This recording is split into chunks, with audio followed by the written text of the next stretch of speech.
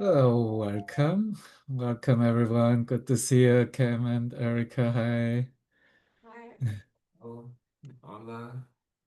Hola. Hi. Exactly. Hola. Hello. Hello. Yeah, we are in another episode of Communicating Towards the Answer, and our theme today is healing the special relationship. And as we know, there's lots to say, and we might just touch at a few things, but it is about understanding or bringing an understanding in, which has something to do with our personal transformation. And so, of course, some specific questions arise which are related to idolatry, and of course, always with our own self-concept that we will look at. And it will be in respect also of how we are making an identity seemingly outside ourselves. And and that would be also uh, the temptation is to hold that responsible, that reflection outside ourselves for our own happiness and salvation. And as we know, the ego is definitely very well involved in that, and of course tries to continue to avoid finding the answer where it really is. So its mindset doesn't see the brother as what the brother is, but sees what has been projected upon the brother instead of joining in the holiness of such relationship. What are your first ideas in respect to that same, Erica and Cam? Well, I have a lot, but I thought I can say that if I look on my life experience, probably the places where I felt the most devastation, the most insanity was where I had a special love relationship. Um, and because I felt so attached to that and so controlling about that, there was so much devastation. And it's interesting because I sit here with Cam and I met Cam, I don't know, 8 years ago. I met him at the spring getting water at the well. And our relationship has been mostly very easy, very loving. And so I could say easily, this is a holy relationship. And truly it is, right? It is. But there are places for sure where this special relationship, these ideas related to idolatry of another self outside of me are still there for sure because it comes up in issues of like jealousy. Oh, he looked at another woman. It immediately I'm wanting to control, and it happens very fast. So it's definitely still operating and it's strong. And it's one I've just, it's a tricky one and a big one for me. I can see that. That's, Mhm. yeah. Yeah, thank you. Cam? Yeah, I've been in a special relationship for most of my life. My first love was for like 15 years or so we were together and on and off. And so that's something that has always really been a strong force to occupy my existence. And that's a lot of what I have defined my self with. And it wasn't much time after I was done with that relationship, and then I Erica and I met, and ever since then it was still like full on occupying, and that's something that I've always wanted and held on to and cherished. And it has, yeah, after learning the course and continually learning, I still am holding on to it. And even more so now that I've been able to share this experience with Erica. So now there's more of a reinforcement of that, right? And so it's even harder to digest a lot of these concepts that the course teaches. And within that, there's more upset and more devastation that it brings, more jealousy, more sadness, more pain, because there's more attachment. So that's the start of what I am feeling. Yeah. Mhm. Yeah, thank you. It's interesting also how our mind goes immediately into into the love-hate relationship, as Jesus calls it in the course also, that we have as couples. No? But if I look squarely what relationship means to me, I would probably first would come in my relationship to my animals when I was a little kid. No? That is what I first was actually relating to a relationship, even before my parents. And then probably my parents and my brothers and sisters, my sisters would come into my mind. And then would come actually the couple relationships. No? But also, what is important for me to see is that how relationship was defined was not in on a level of specialty or holiness that came only through the study or the message of A Course in Miracles, but it was, is that relationship making me happy or not? Is that relationship under my self concept, under those terms how I experience myself working or not. Yeah. And that, of course, was again just a representation of does it make me happy or not. Ne?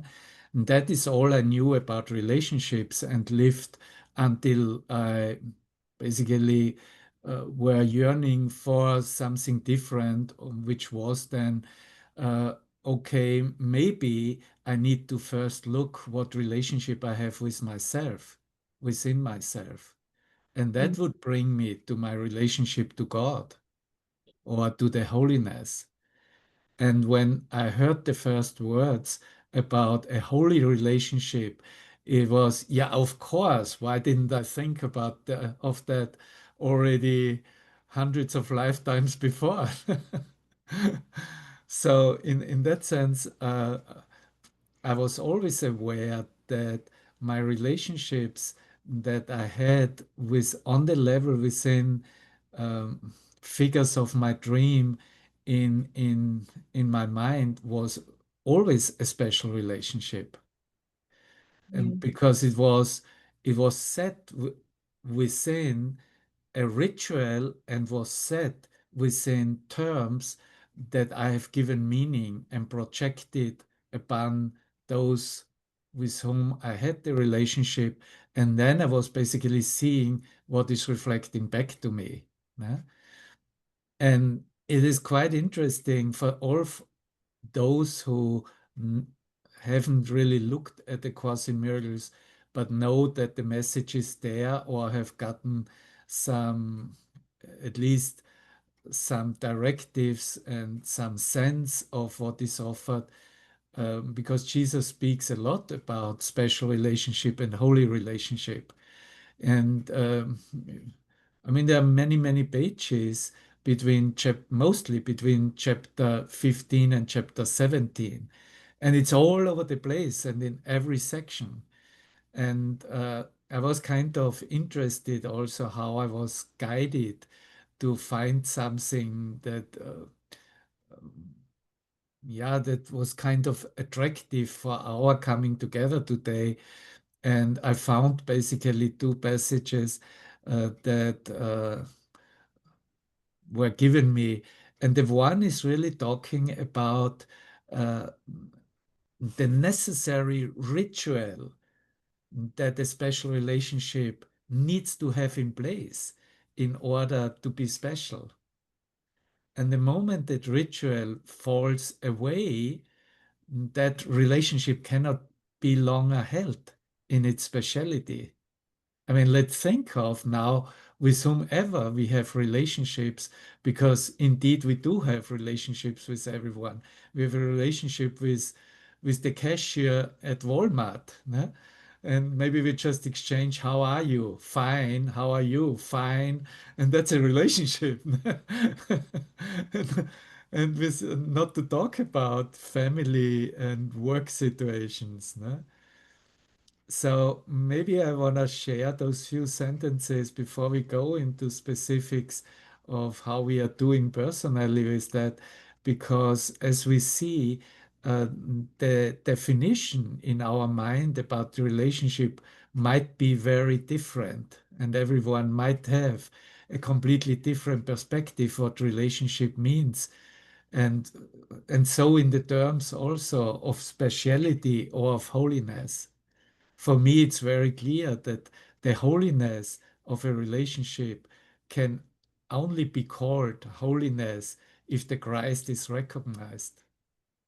If I Mm. recognize that the Christ is present, and if I recognize that I have a relationship with the Christ within myself that I see and relate with in the outside, anything else will not do for me in the category of holy relationship.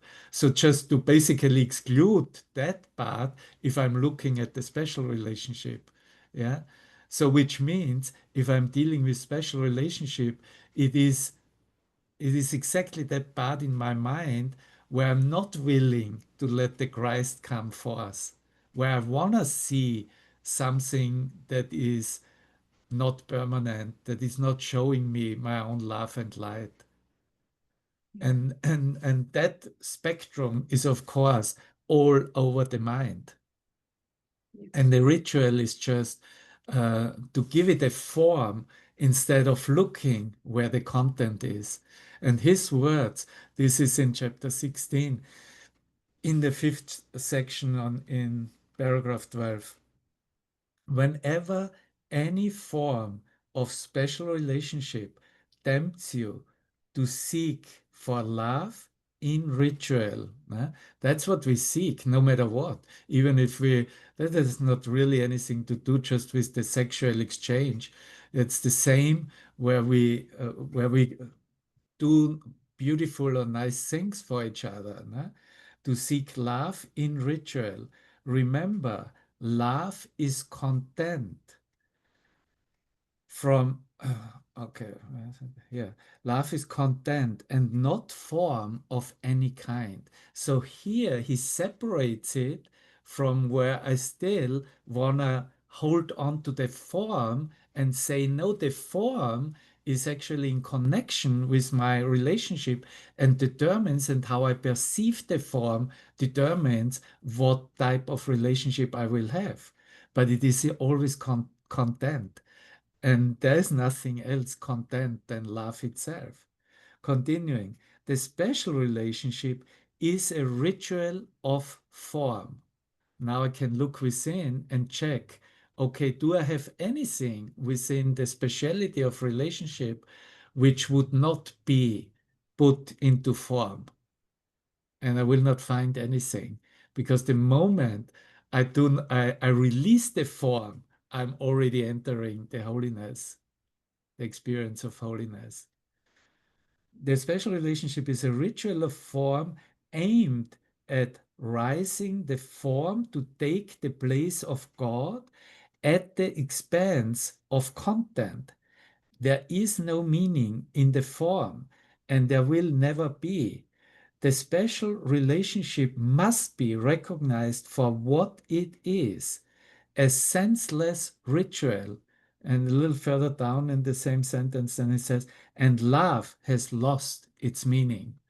Like that is kind of mind shattering to me, because it takes everything away, or it cleans it up, I would say. It cleans it up, that all my investment in the form, in the ritual, is the maintenance and continuation of the special relationship.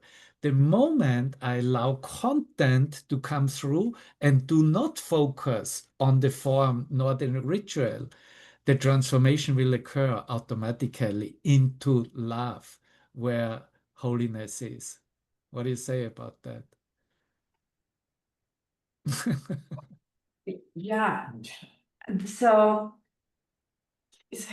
I had a question before you brought this in, but what you read sort of puts it to rest because I was going to talk about how I feel pain because I I limit how I love seemingly. But I think I'm still loving from this idea of form because like I will be somewhere. I won't show love to the man who just showed up at the door to deliver package, meaning I won't express that because I don't know him. Or at Walmart to the lady, I won't completely express that because I don't know them. This is such bullshit. This idea really hurts me. But when you're saying I'm still looking that it's expressed in the form, this is where now I'm like, this one is hard for me to follow, honestly, because I'm thinking it has to do with I'm expressing love and it looks a certain way with another body. Yeah. But there also is in truth this action where I won't do it the same, even if I want to. If I see somebody, I want to go and hug them. I want to tell them, I love you, man. Be Yeah. happy today. I want to express myself like a kid would, but I don't. I just, oh no, I don't know them. Even like Mago, Ushi, Cristiane, Vero, like I will say, I love you guys so much. I want to say that, but I might be hi, like I limit that. But this passage you just read has me really, woo, I don't know anymore. Because it's not about what it is in the form, but sometimes it's expressed that way, right? I don't Yeah, know. what it says, né? What he basically says with those few sentences is if you really want to be free of the special relationship or escape what it brings with it, you will need to work with your mind to go beyond the perception of the form. That's what he says indirectly, né? Which means that's where the mind training then has to start out. So in order to have a healing of an experience of special relationship, I need to change my mind. There is no other way. And I cannot do it by managing my relationship, which we all tried, of course. Half of my lifetime, I was investing only in trying to change the other or trying to change the circumstances in which I saw the relationship working in order to save the relationship. Ne? And he says, no, your problem is you have placed it, set it into the form, and that's why you not experience it the full love and have to experience this special meaning that you have given to it. And Yeah. that's an amazing message. No? Yeah. I mean, it doesn't solve anything in the moment if I don't want to change my mind or if I don't know what to do. But we know what to do. Everybody will say, "Well, start with lesson number one." And if you have already started out, then just remember it and live it and apply it the best you can. No? But Yeah. that's really where the rubber hits the road. No? How much am I willing to look beyond what my eyes and my perceptual senses tell me about the form? And that would mean also in the relationship as they show up, uh, am I willing to look at the soul itself, at the heart of heart, at the mind, and not at what the appearance and the judgment of that appearance is telling me. It comes to my mind. I was just yesterday meeting my neighbor, and she was gone with her son for a couple of days to meet her dad, who lives in a different state. And her dad is already 97. And so she was telling me a little bit how he lives. Yeah. Completely spontaneous, like a kid. Yeah. He's mentally fit, but of course he can't remember what he did in the morning. And but I got the sense of what a spontaneousness in relationship means. And she said, and he's so active, he goes to everyone and even offers his services. He still walks around pretty well and says, how can I help you? How are you doing today? And he's to everyone, exactly as you mentioned, Erica. No? He's to everyone the same. The same from comes from the same place in his heart. And that is a good example, actually, how special relationship can be and is naturally transformed when we also lose that judgment and that connection with the past. No? Because everything I framed in my past perspectives and judged accordingly. No? What I like, what I don't like, who is attractive to me, who is not attractive to me, who is a little bit attractive but not enough attractive, and so on and so forth.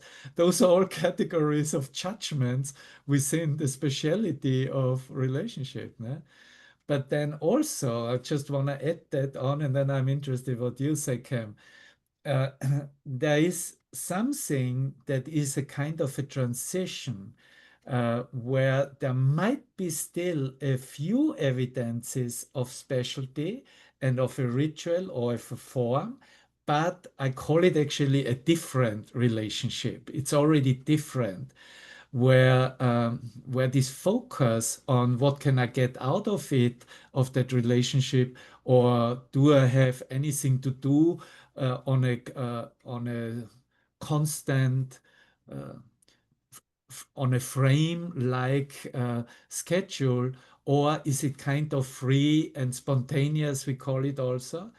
And that's for me a different relationship, which is in between the speciality and the holiness, which we also know of mostly of relationships with brothers that we have between us. Yeah?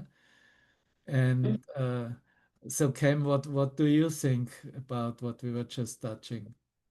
No, very much so about the conditional aspect of a relationship in the sense that if one is not behaving a certain way, then you're not going to get my attention, you're not going to get my energy, I'm not going to help you, I'm not going to love you, and how disruptive that is because of all of those conditions that have been built throughout a lifetime and the experiences of the past being held onto something versus now very much so, which I'm practicing is trying to be in the moment of an experience and only being there, which has helped me a lot more to say with the children because they really want to know what's happening in 2 hours, what's happening tomorrow, what's for dinner.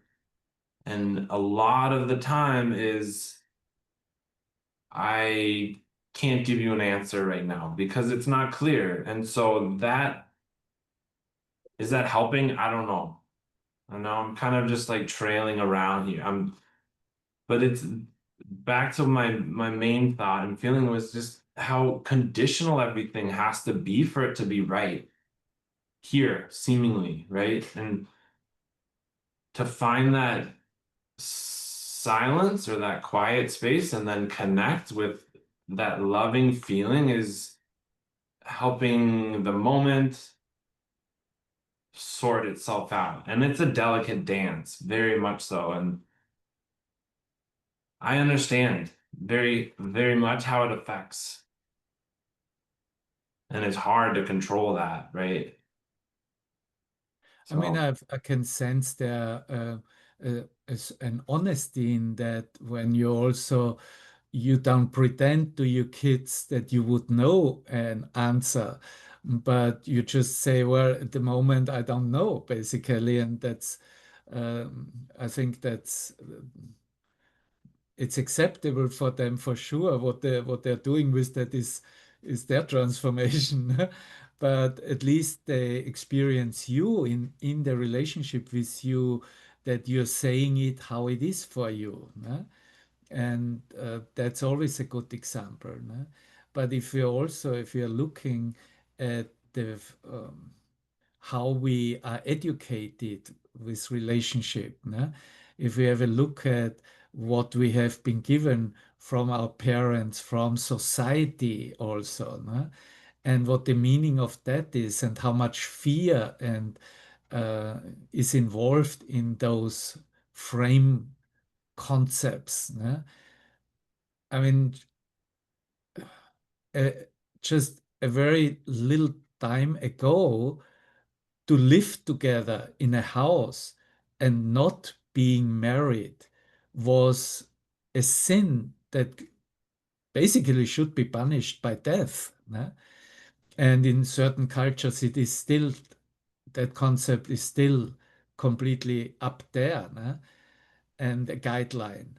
And so it is, of course, it determines what the relationship will, in which form it will be held and experienced. Because once there's fear there, of course, the mind becomes defensive, protective, tries to protect itself, and finds normally just answers in lies and pretensions instead of honestly saying what it is for oneself. Ne? And so we have come a long way in our personal experiences of relating with each other. And yet we find how much it is still set in a frame of how it should be, and what the relationship uh, is, when the relationship, now this new word is, becomes the toxic relationship. Ne? And the toxic relationship and all those influencers or psychologists pointing that out, I don't hear from anybody that everybody should look within themselves and change their mind, and then see how the toxicity in the that is perceived in the relationship would change automatically. It's still the indication, well, here I, at least I recognize that's a toxic relationship. Now I need to get rid of it, or I need to escape it. Ne? And then I will find in a different relationship uh, a, a different experience. And we know that's not true. We know we are taking it with us because it's in our mind. And that what we fucked up, ne, in the past will show up again, ne, and does. And we all here, no matter on which level we are teaching ourselves, we know that this is true. Yeah. I wanted, you were gonna say something? Go. Yeah. Something came up yesterday that I saw, that the way I perceive my relationship with God is really like a special relationship. That this came up in a group that I'm in, and I realize how I see it is, a very Catholic type of idea, I say with all due respect, but that it's conditional, that if I don't do things right, I'm punished. If I do things a good job, then God loves me and I get special graces from God. And I still have this it's deep in there. It's deep. This belief that I can please God or displease God, and then I will be punished. Really, it's strong. And I wasn't even raised with this doctrine, but it's, even with the Course in Miracles lessons, I think, oh, if I do the lessons perfectly today, I will have more light. I will be closer to Jesus. If I don't, then I'm not. I don't know how to get out of that one, except I was talking, and actually Christiane pointed to forgiveness. That's the way, that whole idea, there has to be a willingness, but really the Holy Spirit does it. But it's through my willingness that idea gets replaced. Yeah, it's a very interesting aspect in that matter of relationships. And I think that, of course, forgiveness is the answer, but the way to experience it as forgiven Even the forgiveness with God, né, as you're talking about, needs first that I have a look at it, um, on which level I still hold it in my mind. And the levels would be, um, because if I'm not the good Christian or the good boy following the Christian doctrine, then I'm promised hell, right? And so, and who am I? I'm the sinner. Ne? I must be the sinner, and I commit that sin. And if I'm not giving it to God and surrender, I will find myself in hell.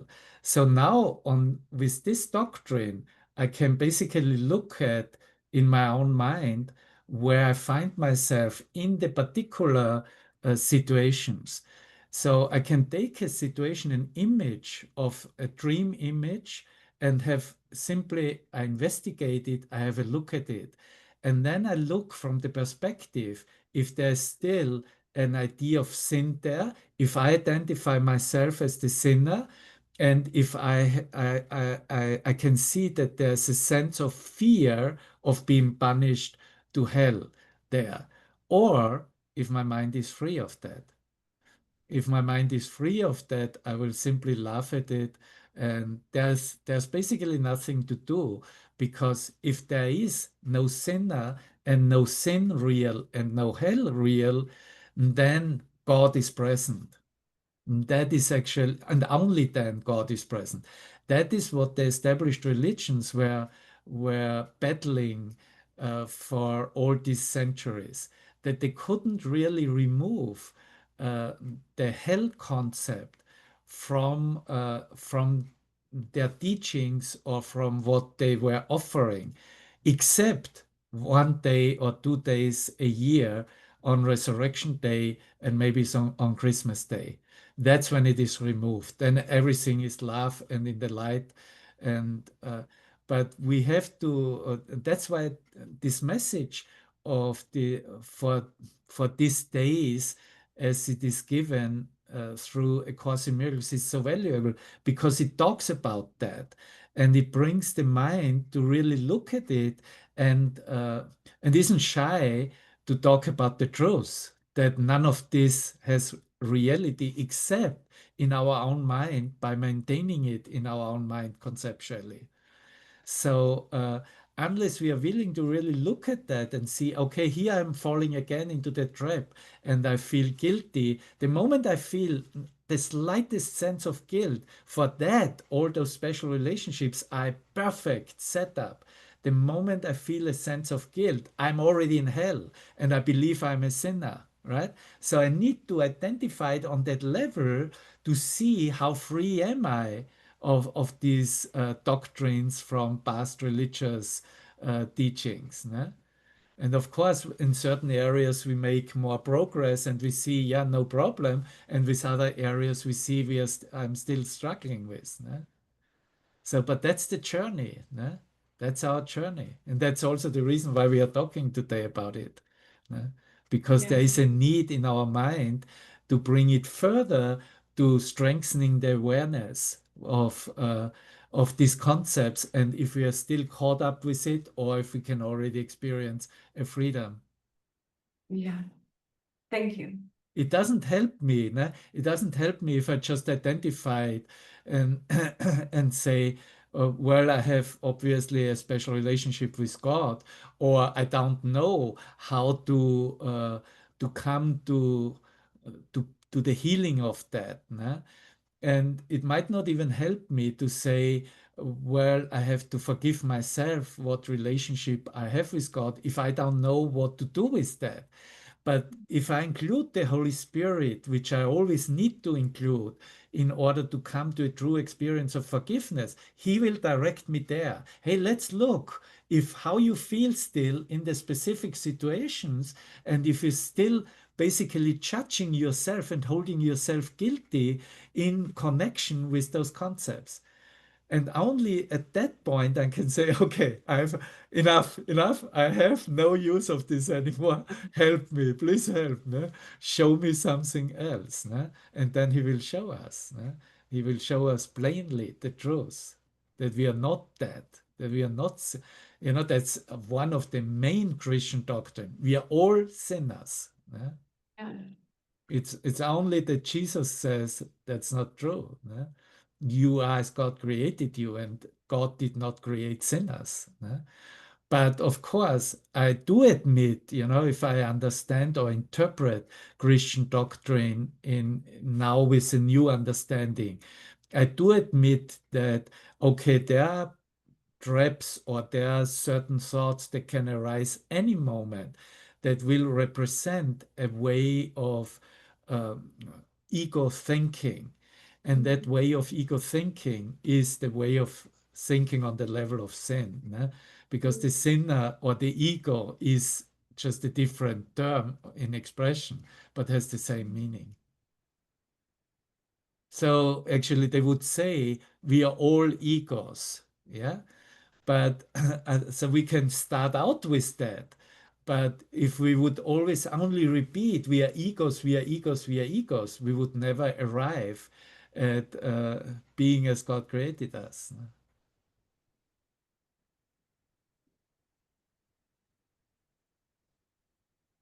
So let's see. I something about like being honest with the honesty that is taught growing up. And for me, there was a lack of it. So I guess this is where I'm going to start in this experience is my parents were not super honest with me. My brothers and sisters were not very honest. And so then that created this identity of I can just get away. I can do what I want because no one's holding me accountable.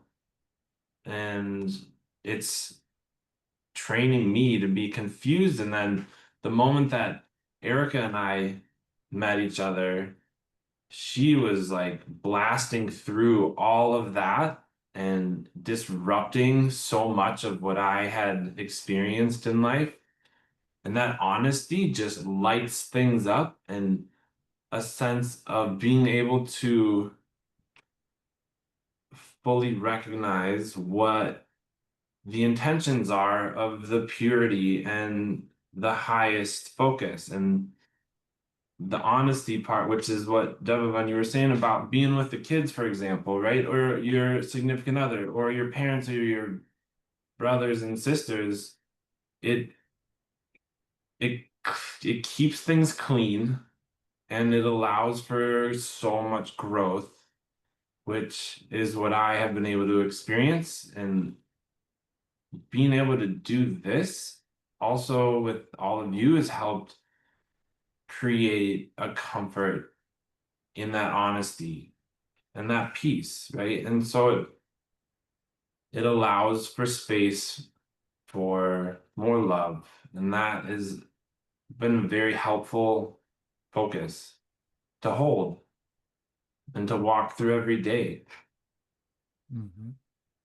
Yeah, and I think where it goes also, where we still want to have a look at it, is what are the blessings that the ego gives to holding the relationship in its grip of speciality. And it will not give honesty. Ne? It will give the dishonesty. His gifts are all the emotions from hatred, fear, we touched already, and not to forget of the upsetness, of the anger, of the frustration that is then projected upon the other. Yeah?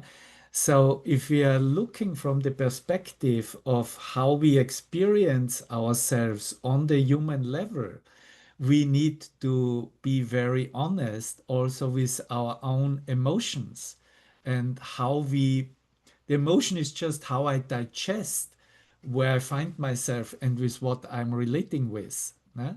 That's basically my answer of what I'm doing with that. Yeah? And so, but those emotions, they are standing either for the blessing of the Holy Spirit or the blessing of the ego. And we know all very well out of many, many relationships which have then repetitively just reflected our own anger and frustration and hate for ourselves, né? That we couldn't go further on, or it ended in some crash situation, né? And I think any indication that shows of this honesty with ourselves, even if it comes up, if we are honest with that, okay, there's an upsetness, there's anger there, and then it is in connection with I need help, no matter you help me or anybody help me, then it's already not uh, contempt to the ego's hell anymore. But it is then again on this transition of where the change is occurring and where something new uh, will present itself. Do you have any ideas about how, or can you say something also in that respect with the emotional reaction to how you find yourself in relationships? Very fragile Mm. because there's such an attachment that has is controlling the emotions, right? With like jealousy is a very hard, powerful emotion. And to experience that in in your face about it versus just in your thought is very different. It triggers the same feeling for me, but to see that and experience that is amplified. And so to go back, yeah, there's just a lot of fragility in a relationship for me. Mhm. And for you, Erica? For me, it tends to show up like if if I have the bit of like you're not making me happy, I'll just kill you off. You're done for me. You're dead. Mhm. Bye. That's my sort of pattern. Like I'll do it. I'll just delete people's numbers. Goodbye. Off. Mhm. Next thing. Which means I've cycled through a lot of people because if there's any uncomfortability, you know, and for me, it just shows up very fast. It gets very, very loaded very, very quickly to the point that I even think like, I can usually not catch this, like I need some. You talked the other day actually about something like actually the physical brain almost needs a moment to catch up with that because if I would just give myself like 10 minutes, then I can get back and actually apply the idea that will be helpful. But Mhm. the course is helping me and I can feel it and it's so cool. We had it last night with our son. It was seemingly like an upset and I just I was like faking it till you make it, but it happened. I said, you know what? This is me. I'm doing this. Did the whole thing. I was remembering what Christiane had written earlier in the group, and it really did release actually. I'm sure not totally, I don't know, but I felt a lot of love for the whole situation. So more and more being able to just pull back and say, for sure, it's gotta be me.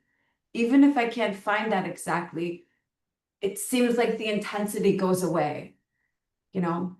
Mhm. Yeah. Yeah, nice.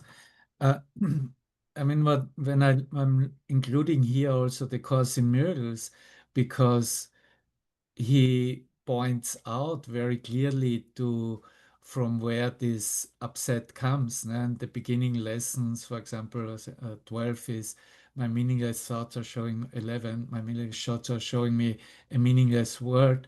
And then I'm upset because I see a meaningless word. Né? And lessons before, I'm never upset for the reason I really think, né? And I'm upset because I see something that isn't there.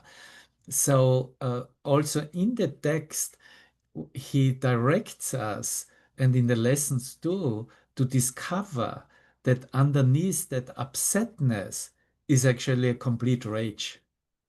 Yeah. Underneath was a word that upsets me now. No? It's not so bad. I probably can handle it.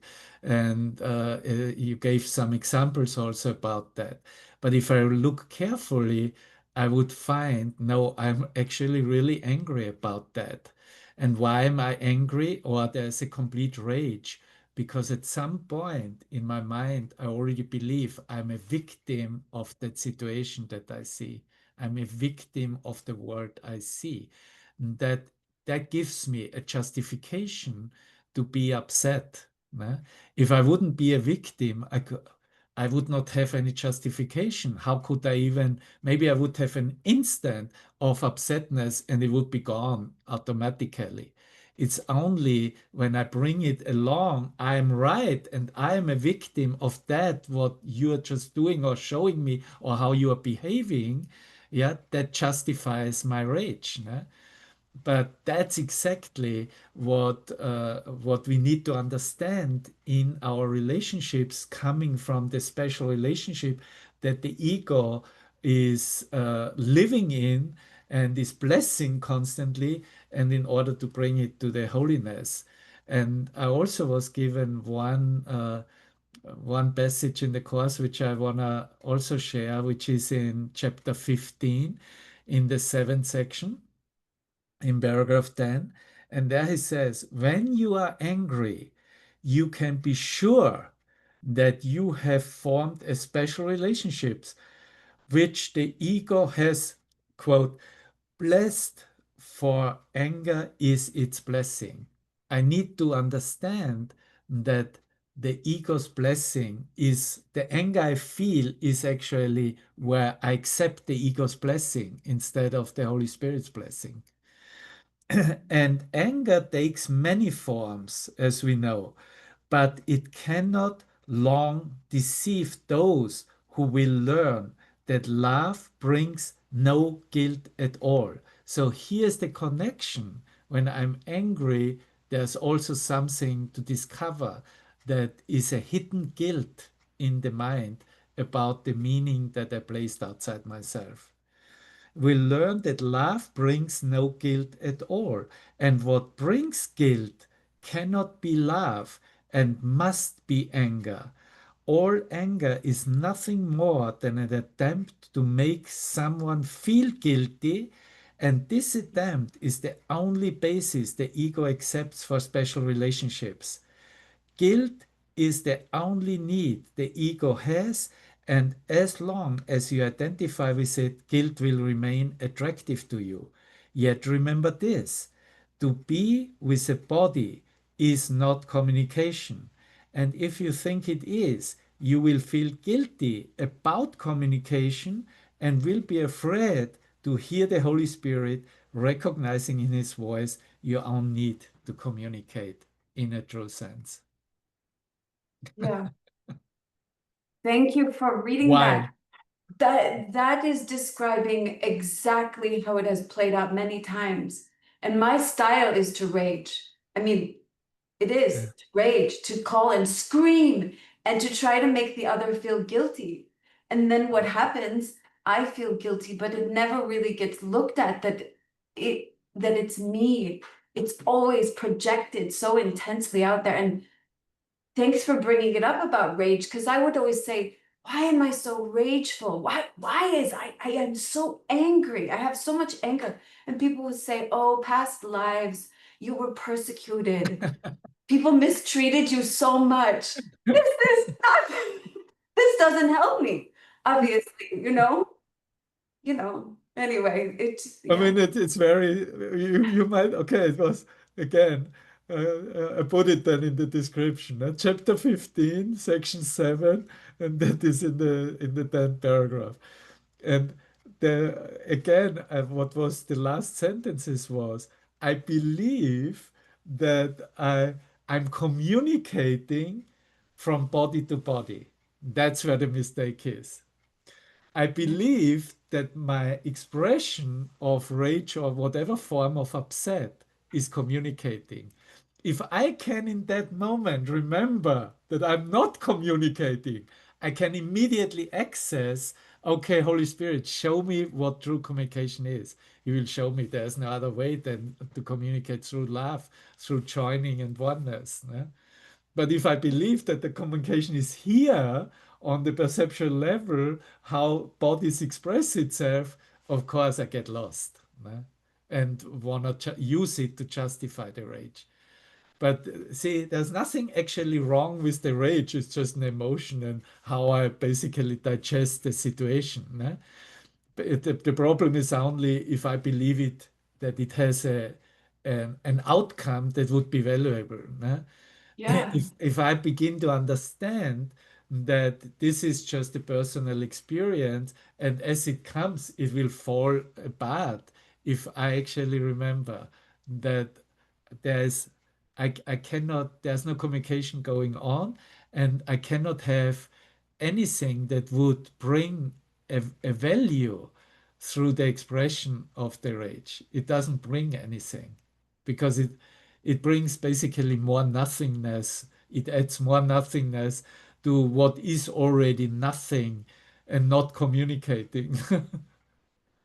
So it's the only way is to also realize what use do I have to continue on this behavior as I was used to express it over thousands of years, or change that and bring it into a new frame of understanding that there's really nothing going on if I continue this way. I need a different way of communicating, you know. So I need to ask, I don't know what communication is in this moment. Help me and show me.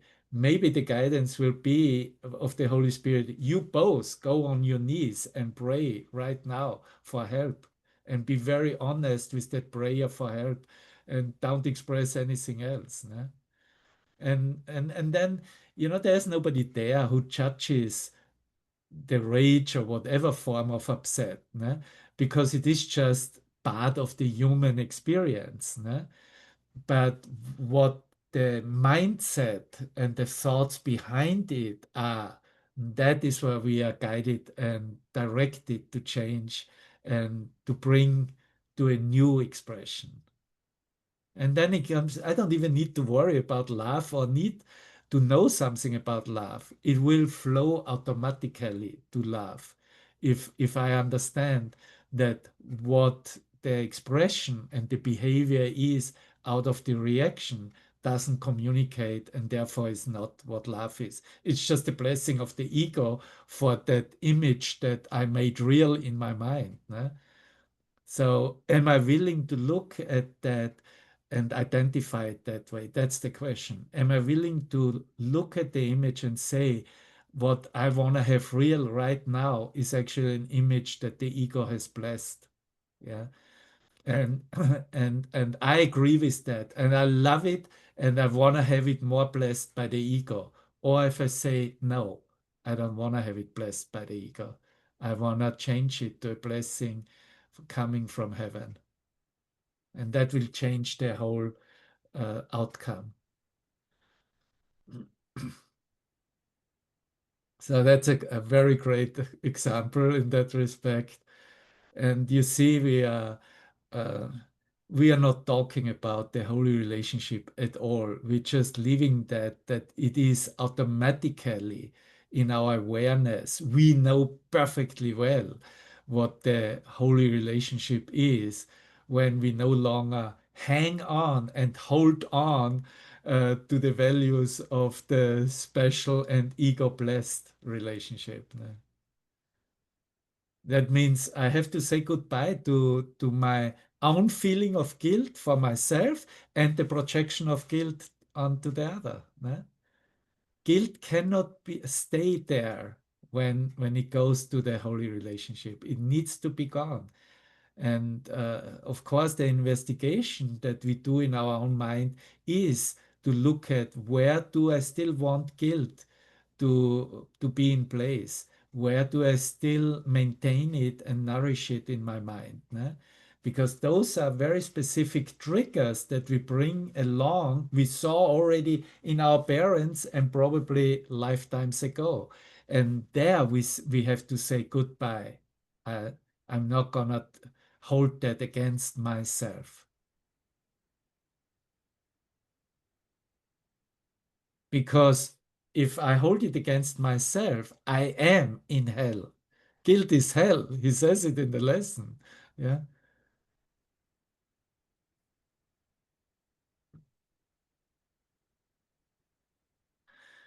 Wow, an hour has passed. So, your last words, Kevin, Erica? I think it's awesome. Thank you, thank you, thank you. Yeah, thank you so much. Great. Thank you everyone for being here. And we have no comments in the chat where everybody can.